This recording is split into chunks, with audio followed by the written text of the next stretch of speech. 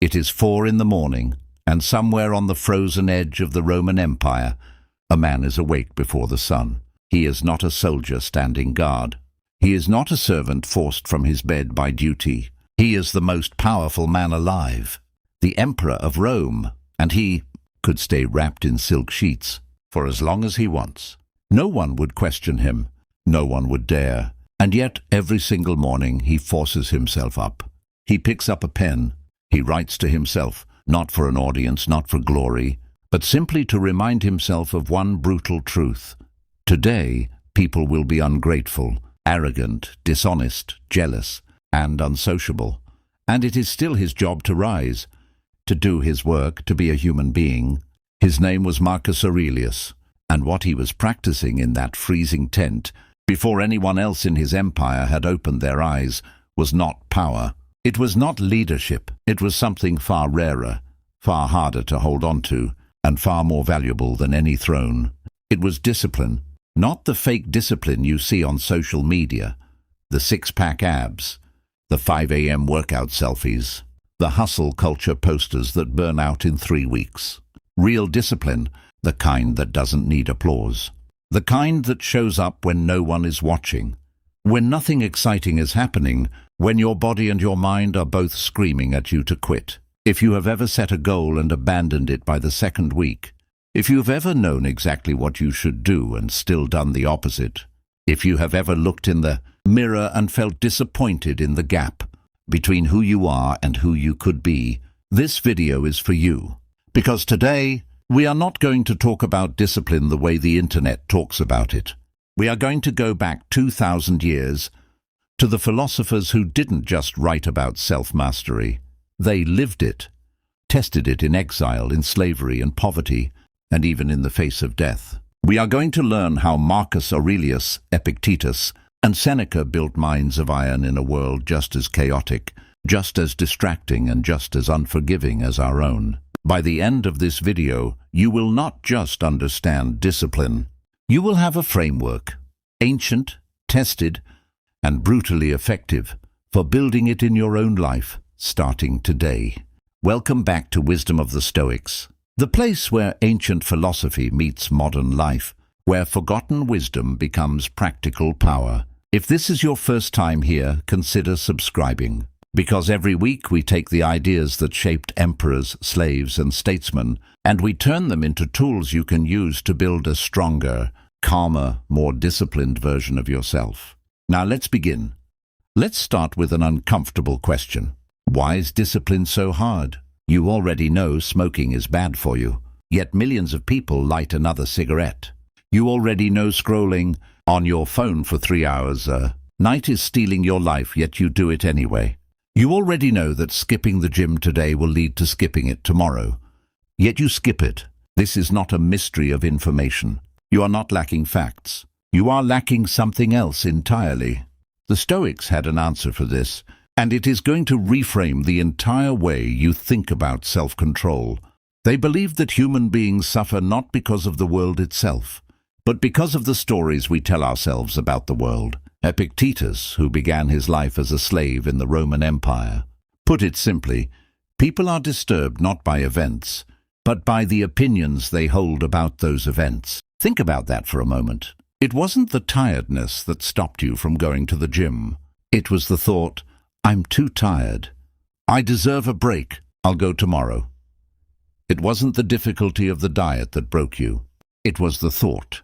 One slice won't hurt, repeated 100 times until the diet was gone. Discipline doesn't fail at the level of action. It fails at the level of thought, seconds before the action even happens. This is the first major shift you need to make. Discipline is not a battle against your body. It is a battle against your own mind, against the immediate, comfortable, seductive voice that always prefers the easy path. And the Stoics were, without exaggeration, the greatest mental warriors in the history of philosophy. Let's go deeper into the man who arguably mastered this more than anyone else in history, Epictetus. Imagine being born with absolutely nothing. Not poor, nothing, owned by another human being. Your body is not your own. Your time is not your own. Even your name is given to you by someone else. This was the childhood of Epictetus. Some historical accounts say his very leg was crippled, possibly from mistreatment by his master. And yet this man, a slave, powerless, physically broken, went on to become one of the most respected philosophers in the ancient world, teaching Roman senators, generals, and eventually influencing an emperor. How does a man with nothing become a teacher of the powerful? The answer is the foundation of everything we are about to learn. Epictetus realized something most people never grasp in their entire lives. There are things within our control, and there are things outside our control, and almost all human suffering comes from confusing the two. Your master's cruelty, outside your control. Your reputation in the eyes of others, outside your control. The weather, the economy, other people's opinions, the past, the actions of your enemies, all outside your control. But your judgments, your effort, your desires, your responses, your discipline, these, Epictetus said, are entirely, completely, 100% yours. Your master's cruelty, outside your control. Your reputation in the eyes of others, outside your control. The weather, the economy, other people's opinions, the past, the actions of your enemies, all outside your control. But your judgments, your effort, your desires, your responses, your discipline, these, Epictetus said, are entirely, completely, 100% yours. Now here is why this matters for you, sitting here right now, trying to build discipline in your modern life. Most people fail at discipline because they are fighting the wrong battle. They try to control outcomes, how fast they'll get in shape, whether people will notice their success, whether the market will reward their hard work. And when those uncontrollable outcomes don't arrive on schedule, they collapse. They quit. But the Stoic doesn't fight for outcomes. The Stoic fights for effort. Did I show up today? Did I do the rep? Write the page. Make the call. Resist the temptation, regardless of how I feel, regardless of what happens next. That is the only battlefield that matters, and it is the only one you can actually win every single day. Because it never depends on anyone but you. This is the moment to ask yourself something honestly. How much of your frustration with your own lack of discipline comes from focusing on results you can't control instead of actions you can? Write your answer in the comments below. I genuinely want to know. And I read every single one. Let's move to the second pillar of Stoic discipline. And this one comes from a man who lived in luxury most of us could never imagine, and still chose difficulty on purpose. Seneca was one of the wealthiest men in Rome, advisor to an emperor, brilliant writer, owner of estates most kings would envy. And yet in his letters, he describes something strange. He would deliberately eat the cheapest food, wear the roughest clothes, and sleep on a hard bed, not because he had to, but because he chose to. Why would a rich man choose poverty, even temporarily? Because Seneca understood something that modern comfort culture has completely forgotten. Comfort is the silent killer of discipline. If you never practice discomfort voluntarily, your first real hardship will destroy you. He wrote that we should set aside a certain number of days in which we content ourselves with the scantiest food and coarsest dress, so that we can ask ourselves, is this the condition that I feared? This is one of the most powerful and most ignored discipline techniques in human history, voluntary discomfort. Think about your own life. When was the last time you chose to be uncomfortable on purpose? A cold shower when the hot water was right there, standing instead of sitting, walking instead of driving, saying no to the dessert not because you're on a strict diet, but simply to prove to yourself that you can. These aren't punishments. They are training. Every time you choose difficulty when ease was available, you are building a muscle that Seneca called the practice of poverty, a muscle that makes you unshakable when real hardship, the kind you didn't choose, eventually arrives. And it always does. This is why so many people who grow up with everything handed to them struggle the most with discipline later in life. Not because they are weak people, but because their muscle for choosing difficulty was never built. Meanwhile, someone who grew up with very little often has this muscle already forged by circumstance. But here's the empowering truth. You don't need to be born into hardship to build this. You can choose it. Starting today, starting with something small. Let's talk about how to actually apply this, because philosophy without action is just entertainment, and that is not what this channel is about. The first practice is what the Stoics called the discipline of desire. This governs what you want and don't want. Before you can control your actions, you have to understand what is worth wanting in the first place. Marcus Aurelius reminded himself constantly that external things, money, fame, pleasure, comfort, are indifferent. Not bad, not evil, but not the true measure of a good life either. The moment you tie your happiness to something outside your control, you have handed your discipline over to fate. Ask yourself, are you disciplined about your health but chasing an amount of money that will never feel like enough? Are you disciplined at work but starving your relationships? Real discipline requires clarity first. You cannot be consistent about something you haven't clearly defined as valuable.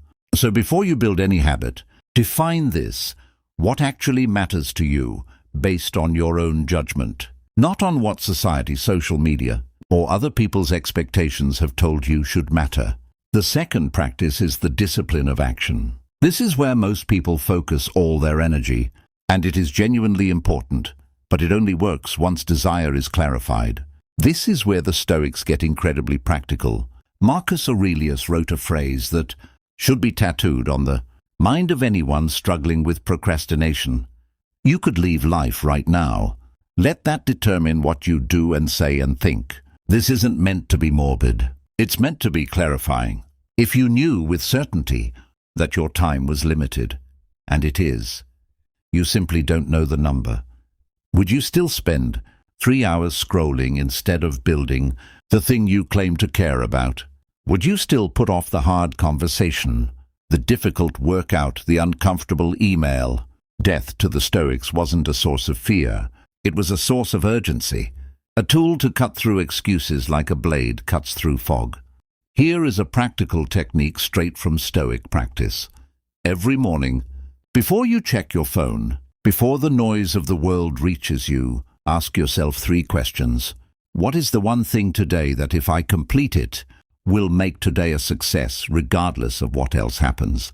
What temptation is most likely to derail me today, and how will I respond when it appears? And finally, if this were my last month alive, would I still be delaying this task? This single morning ritual, borrowed directly from Marcus Aurelius's private journal, which, by the way, he never intended anyone else to read.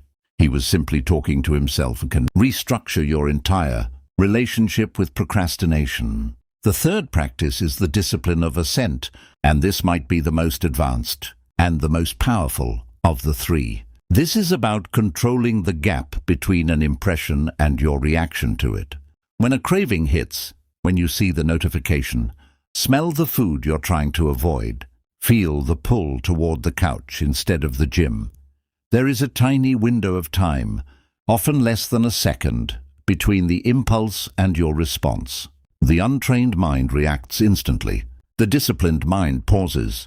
Epictetus taught his students to say to every strong impression, "You are but an appearance, and not at all the thing you claim to represent."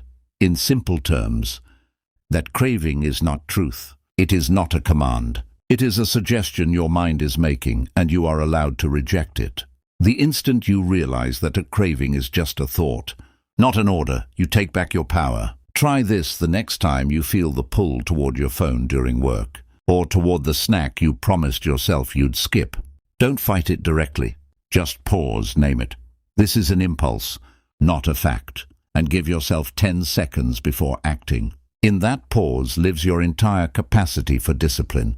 Now let's talk about something. The Stoics understood that modern productivity culture almost completely ignores. Discipline is not sustained through motivation. It is sustained through identity. Here's the problem with relying on motivation. Motivation is an emotion, and emotions are, by nature, temporary. You feel excited on January 1st and disciplined for 2 weeks, and then the feeling fades, and so does the behavior. This isn't a personal failure. It's simply how emotions work. If you build your discipline on a feeling, you have built your house on sand. The Stoics instead built discipline on identity, a settled, internal understanding of who they were, independent of how they felt on any given day. Marcus Aurelius didn't wake up early because he felt like it. He woke up early because that is what a person who takes their duty seriously does, regardless of feeling. Seneca didn't practice austerity because it was fun. He did it because that is what a person who refuses to be enslaved by comfort does. This is a profound shift, and I want you to sit with it. Stop asking, "Do I feel motivated to work out today?" Start asking, "Am I the kind of person who works out regardless of how I feel?" The first question invites negotiation with your emotions, and emotions will always find an excuse. The second question bypasses emotion entirely and appeals to identity, which is far more stable. Every action you take is a vote for the identity you are building. Skip the workout once. And it's not just one missed session, it's a vote for, "I am someone who quits when it's inconvenient." Show up once, even for 5 minutes, even when you don't feel like it. And it's a vote for, "I am someone who keeps promises to myself." Over months and years, these votes accumulate into a character, and character, to the Stoics, was the entire point of a human life. Let's talk about failure now, because I know exactly what some of you are thinking. This all sounds great, but I've tried discipline before, and I always fall off eventually. I want to address this directly, because the Stoics had a radically different relationship with failure than we do today. Modern culture treats failure as evidence that you are broken, that discipline isn't for you, that you should quit trying and accept who you are. The Stoics treated failure as data, nothing more. Marcus Aurelius did not write in his journal about how disciplined and enlightened he was. He wrote about his frustrations, his anger, his struggle to stay patient with difficult people every single day, because the struggle never fully ends. He was still fighting these battles as the most powerful man in the world, decades into his practice. This should be liberating for you. The goal was never to reach a point where discipline becomes effortless and temptation disappears forever. That point does not exist for anyone, ever. The goal is simply to get back up faster each time you fall. Seneca wrote to a friend that he was not yet a good man, and doubted he ever would be perfectly, but that he was constantly trying to improve, watching his own faults, correcting them day by day. If one of the greatest philosophers in human history considered himself a permanent work in progress, what makes you think you should have already arrived? Let this sink in. Missing one day of your routine is not a failure, it's data. Missing one day and telling yourself, "I've already ruined it, might as well give up completely," that is the failure. That single sentence has destroyed more diets, more businesses, more disciplined habits than any external circumstance ever could. The Stoics call this the all-or-nothing trap, and it is entirely a construction of your own mind, not a law of the universe. I want you to remember this the next time you slip. A single misstep does not erase months of progress. Only the decision to quit does that. Now let's talk about one of the most misunderstood aspects of Stoic discipline, the role of other people and the chaos they bring into your life. If you've ever tried to build a disciplined life, you know the hardest part often isn't your own willpower, it's everyone else. The friend who mocks your new habits, the family member who tempts you back into old patterns, the co-worker whose negativity drains your energy before you've even started your day. Marcus Aurelius dealt with this at the highest possible level, betrayal from those closest to him, including, according to some accounts, even threats to his rule from people he trusted. And yet every morning, before facing any of it, he prepared his mind in advance. He wrote that he would meet, throughout the day, people who are meddling, ungrateful, arrogant, dishonest, jealous, and surly, and that this was not surprising, because he had seen the nature of good and evil, and understood that these people acted from ignorance of what is truly good, not from malice aimed specifically at him. This is a discipline technique in itself. Premeditation. Before you enter a chaotic environment, Mentally rehearse the difficulty you're likely to face. If you know your coworker is going to be difficult today, decide in advance how you will respond, rather than reacting in the heat of the moment. If you know a family gathering will tempt you away from your goals, decide beforehand exactly what you will and won't do. Discipline crumbles most often not because the moment is unbearable, but because it is unexpected. Remove the surprise, and you remove most of its power over you. And here's something crucial. Marcus Aurelius never wasted energy trying to control these people. He accepted that their behavior was outside his control and focused entirely on his own response, which was always within his control. This is the Stoic secret to dealing with toxic environments without losing your discipline. You cannot always change your circumstances, but you can always choose your response to them, and your response is where your entire power lives. If you're finding value in this so far, take a second to hit that like button. It genuinely helps this channel reach more people who need to hear these ideas, and it costs you nothing but a click. Now let's continue. Let's talk about time, because this is where Seneca delivered some of the most piercing wisdom in the history of philosophy and wisdom that feels like it was written specifically for our modern age of endless scrolling and distraction, even though it's 2,000 years old. Seneca wrote an entire work called On the Shortness of Life, and his central argument is almost violent in its honesty. Life is not short. We simply waste most of it. He said that people are careful to protect their property, their money, their possessions, but when it comes to time, the one truly irreplaceable resource, they are wildly, recklessly wasteful, giving it away to anyone who asks for it, spending it on things that don't matter, letting it slip through their fingers as if more of it will always be coming. Think about how much of your day is spent on autopilot, the mindless scrolling that eats an hour and gives you nothing back. The television shows you don't even really enjoy, just consume because stopping requires a decision. The conversations about things that don't matter with people who drain rather than build you. Seneca's warning is this: you will reach the end of your life having spent decades of it, and you will not be able to say where it went because you were never paying attention while it was happening. This is why the Stoics were obsessed, genuinely obsessed, with the present moment.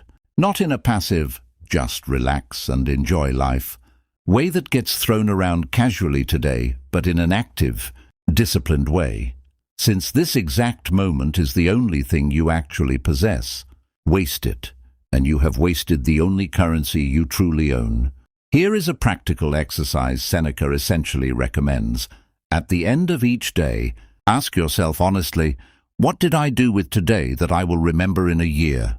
What part of today was simply consumed by distraction, and how much of that time could I reclaim tomorrow? This is uncomfortable. It is meant to be. Comfort is not the goal of Stoic practice. Clarity is.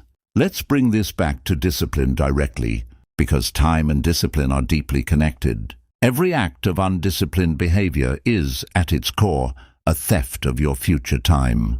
The hour you scroll instead of working on your goal is an hour your future self will have to work twice as hard to make up, if they can make it up at all. The Stoics didn't see discipline as a moral obligation imposed from outside. They saw it as basic respect for the only resource you actually have, your limited, ticking, irreplaceable time. Now I want to tell you about a moment in Marcus Aurelius's life that shows exactly what discipline under extreme pressure looks like, because theory is one thing, but seeing it applied in the harshest circumstances is what truly changes how you think. During his reign, the Roman Empire was struck by a devastating plague. Historians believe it may have killed millions across the empire over the years it lasted.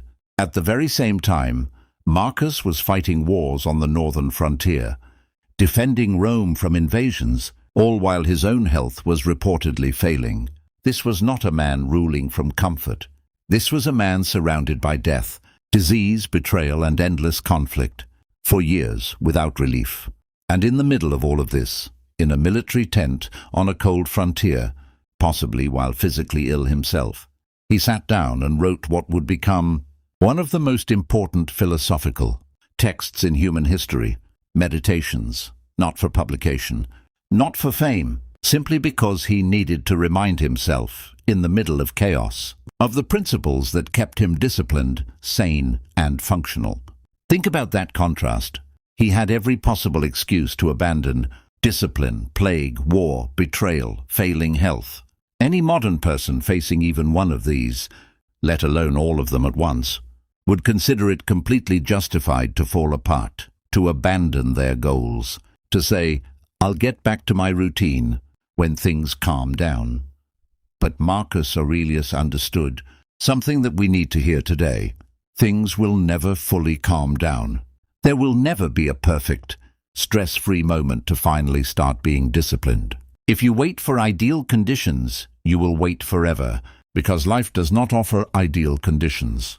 It offers this exact, imperfect moment over and over, and your discipline is built entirely in how you respond to it. This is the final and perhaps most important lesson from Stoic philosophy. Discipline is not something you find. It is something you decide, moment by moment, regardless of circumstance. So let's bring everything together into something you can actually use. Starting today, not someday, not when things settle down, today. First, clarify what actually matters to you, based on your own honest judgment, not external pressure. This is the discipline of desire. Without this, you're just being consistent about the wrong things. Second, focus entirely on effort and action, not on outcomes you cannot control. Did you show up today? That is the only question that matters. This is the discipline of action. Third, create a pause between impulse and reaction. When temptation strikes, remember, it is an impression, not a command. You are allowed to reject it. This is the discipline of assent. Fourth, stop relying on motivation and start building identity. Ask not, do I feel like doing this, but am I the kind of person who does this? Every action is a vote for who you are becoming. Fifth, treat failure as data, not identity. A missed day is not a ruined life. It is information. Get back up immediately, without the extra self-punishment. That turns one mistake into a permanent collapse. Sixth, prepare your mind in advance for the chaos other people bring, and accept that you cannot control them, only your response to them. And seventh, respect your time as the irreplaceable resource it actually is. Every hour spent in undisciplined distraction is an hour stolen from the life you claim you want to build. None of this is easy. The Stoics never promised easy.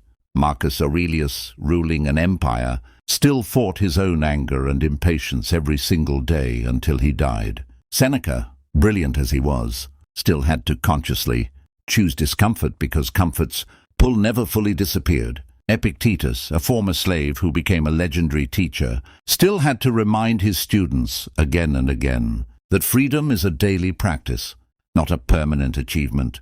That's actually the most hopeful part of this entire philosophy.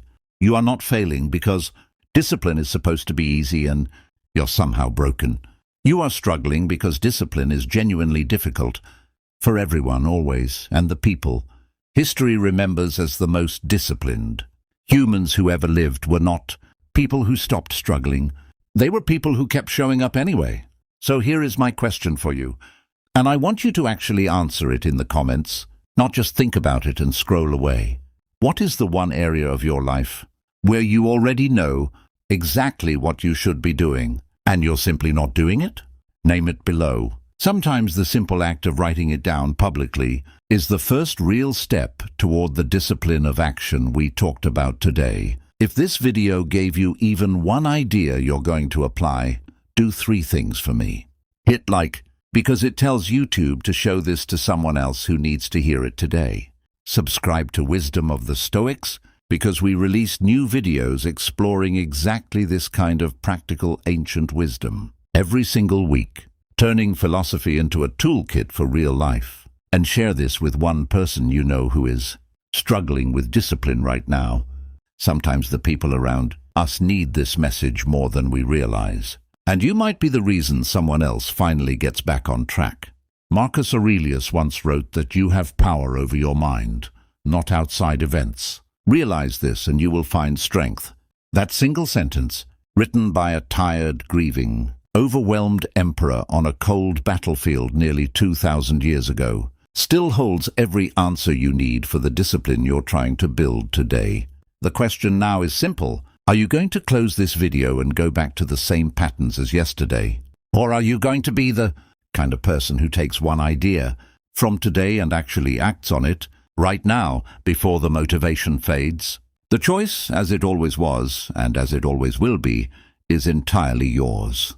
Thank you for watching Wisdom of the Stoics. I'll see you in the next one.